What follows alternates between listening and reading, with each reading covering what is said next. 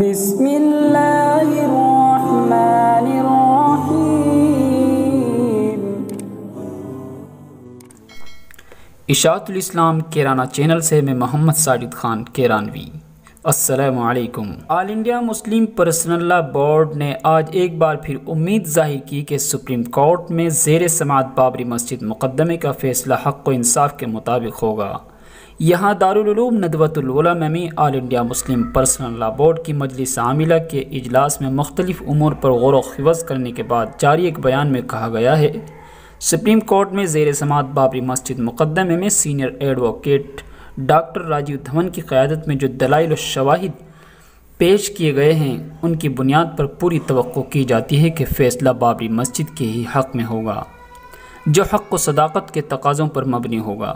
یہ بھی ایک حقیقت ہے کہ اس مقدمے پر نہ صرف ہندوستان بلکہ پوری دنیا کی نگاہیں لگی ہوئی ہیں، اور لوگ یہ توقع رکھتے ہیں کہ ملک کی عدالت عظمیٰ دستور ہند ملک کے قوانین اور حقائق و شواہد کو پیش نظر رکھے گی۔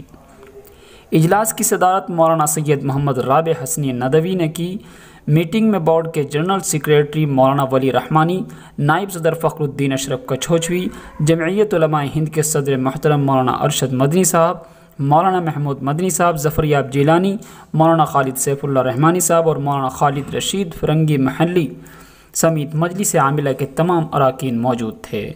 بیان میں مزید کہا گیا ہے کہ بابری مسجد کے سلسلے میں مسلمانان ہند کا موقف وہی ہے جس کا بورڈ کی طرف سے بار بار اظہار کیا گیا ہے۔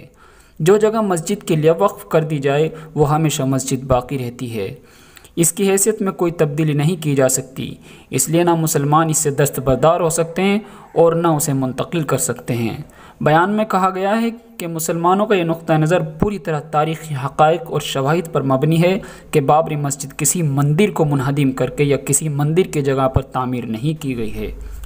بابری مسجد کے بارے میں بعض حلقوں سے مصالحت کی بار بار بات آتی رہی ہے اور بورڈ نے پورے خلوص کے ساتھ مصالحت کی ایسی کارروائیوں میں شرکت بھی کی ہے تاکہ انصاف پر مبنی کوئی حل نکل آئے جو سب کے لیے قابل قبول ہو، لیکن بار بار کی کوششوں کے بعد یہ بات واضح ہو چکی ہے کہ اس مسئلے میں بظاہر مصالحت کا کوئی امکان نہیں ہے۔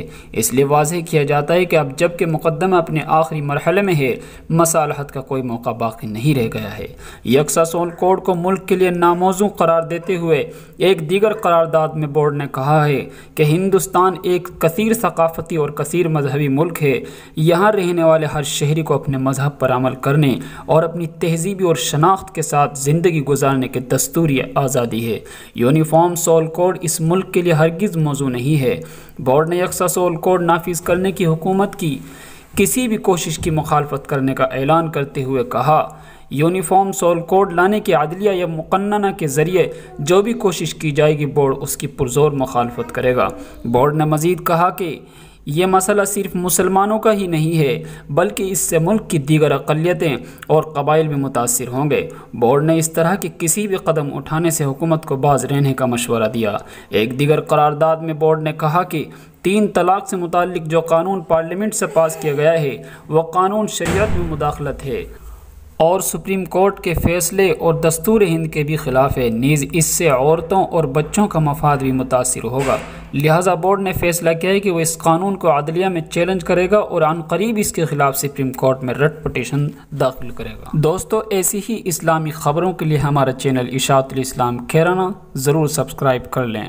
شکریہ۔ السلام علیکم۔